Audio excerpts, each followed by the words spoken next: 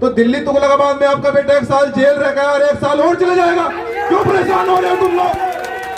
क्यों परेशान हो रहे हो? मुझे बताओ तो जरा, कौन है वो लाठी मारने वाला? सरकार? अगर सरकार लाठी मारने वाली है तो तुम्हारा बेटा चमड़े का जूता पहन गया है, चिंता मत करो। अभी डीएम से भी पूछ कर जाऊंगा यहाँ पर कितने लोगों को हमारे लाठी मारी, कितनी महिलाओं पर हाथ उठाया, किसके कहने पर लाठी चलाई, किसके कहने पर हमारे बाबा साहब डॉक्टर अंबेडकर जी का पार्क को हाथ लगाया। एक कीट भी अगर हाथ लगाने की कोशिश करी, मैं फिर से कह रहा हूं कि फरीदाबाद में सरकार का, प्रशासन का सांस लेना बंद कर दिया जाएगा। यहाँ की सरकार सुन ले, वो बकते नहीं है। हम बहुजन समाज के लोगों सरकार से जाकर कह दो कि जो हमारी कौम पर शोषण कर रहे हैं कि औकात में रहे, औकात में। और प्रशासन अगर फिर भी नहीं मानेगा तो 24 घंटे यही बैठने काम करेंगे। और सरकार और प्रशासन फिर भी नहीं मानेगा तो ये रोड चल रहे हैं ना जो, इस व्यवस्था को बंद कर देंगे, बंद कर देंगे। और अगर फिर भी नहीं मानोगे तो दिल्ली थोड़ी दूर है। ये भीम आर्मी कार्यकर्ता बहनों और माताओं को लेकर का जा रहा आपसे एक एक लाठी का हिसाब लेकर जाऊंगा भी यही हूं।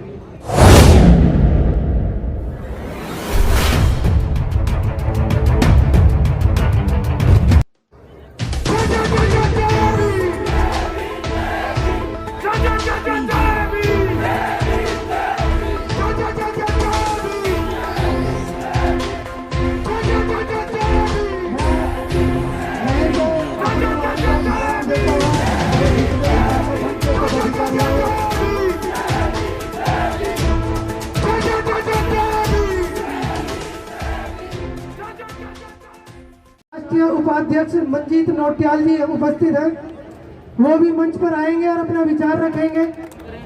जय गुरु रविदास, जय वाल्मीकि, जय भीम, जय भीम आर्मी। सबसे पहले आप सभी बुजुर्गों का, माताओं का, बहनों का और जो नौजवान ऊर्जा खड़ी है और बहुजन मूवमेंट के आप जितने भी एक एक व्यक्ति हैं, भीम आर्मी की ओर से आपका हृदय से धन्यवाद करता हूं। हृदय से आप लोगों का बहुत बहुत सम्मान करता हूं। जितने भी बहुजन मूवमेंट के लोग यहां पर आए हैं, सब लोगों का बहुत बहुत शुक्रिया। और मेरे गुरु तुल्य यहां पर उपस्थित डॉक्टर श्यामलाल जी, रामे प्रधान जी और भीम आर्मी की समस्त टीम। साथियों, मैं अपनी बात को शुरू करने से पहले मैं बस आपको यही कहना चाहता हूं कि क्यों परेशान हो रहे हो तुम? बेटा आ गया है ना, पुलिस जेल में डालेगी ना, पुलिस जेल में डाल सकते हैं और कुछ नहीं कर सकती है। तो दिल्ली तुगलकाबाद में आपका बेटा 1 साल जेल रह गया और 1 साल और चले जाएगा। क्यों परेशान हो रहे हो तुम लोग? क्यों परेशान हो रहे हो? मुझे बताओ तो जरा, कौन है वो लाठी मारने वाला? सरकार? अगर सरकार लाठी मारने वाली है तो तुम्हारा बेटा चमड़े का जूता पहन गया है, चिंता मत करो। और यही हूं अभी, क्योंकि भीम आर्मी खोखली बातें नहीं करती है। अगर आप अपने बच्चे को जानते हो, अभी डीएम से भी पूछ कर जाऊंगा यहाँ पर कितने लोगों को हमारे लाठी मारी, कितनी महिलाओं पर हाथ उठाया, किसके कहने पर लाठी चलाई, किसके कहने पर हमारे बाबा साहब डॉक्टर अंबेडकर जी का पार्क को हाथ लगाया। अभी एक एक हिसाब करके जाऊंगा भी यही हूं। लेकिन परेशान मत होइए, व्यवस्था खराब मत कीजिए। आप लोग धैर्य बनाए रखिए। साथियों, मैं यहाँ की सरकार से मैं बता देना चाहता हूं कि जिस प्रकार से यह डॉक्टर अंबेडकर पार्क काफी वर्षों पुराना है और यहां से जिस व्यक्ति को रास्ता की कोई जो समस्या है उस समस्या का भी हल निकाला जाएगा आपस में बैठकर। लेकिन सरकार से हमारा एक ही निवेदन है कि यदि सरकार ने और प्रशासन ने अगर अंबेडकर पार्क की अगर एक ईंट को भी हाथ लगाने की कोशिश करी तो सरकार का और प्रशासन का सांस लेना बंद कर देगी। भीम आर्मी ये जान ले, मैं फरीदाबाद में वादा कर रहा हूं। और जो भीम आर्मी कहती है वो करती है। समाज के लोगों, हमारे दिल्ली तुगलकाबाद को हाथ लगाने की कोशिश करी तो सरकार का क्या हाल किया, पूरी दिल्ली को नीला किया बहुजन समाज के सभी लोगों ने मिलकर। और अगर इस अंबेडकर पार्क को अगर एक ईंट भी अगर हाथ लगाने की कोशिश करी, मैं फिर से कह रहा हूं कि फरीदाबाद में सरकार का, प्रशासन का सांस लेना बंद कर दिया जाएगा। यहाँ की सरकार सुन ले कान खोलकर। तो साथियों, बस मैं अपनी बात को यही बता देना चाहता हूं कि है हमें भी अमन परिंदों से हमदर्दी, चाहते हम भी हैं कि मिट जाए एक दहशतगर्दी। अगर तुम बहादुर हो तो असली मुजरिमों को गिरफ्तार करो, इन बहुजन समाज के लोगों को परेशान मत करो साथियों। और अपने बहुजन समाज से यही अपील करते हैं आपका बेटा, आपका भाई, आपका बच्चा, कि ये चांद, ये सितारे मेरे साथ में रहे जब तक बहुजन समाज के लोगों आपका हाथ हमारे हाथ में रहे, और साख से टूटकर गिर जाए वो पत्ते नहीं है हम। बहुजन समाज के लोगों सरकार से जाकर कह दो कि जो हमारी कौम पर शोषण कर रहे हैं कि औकात में रहे, औकात में।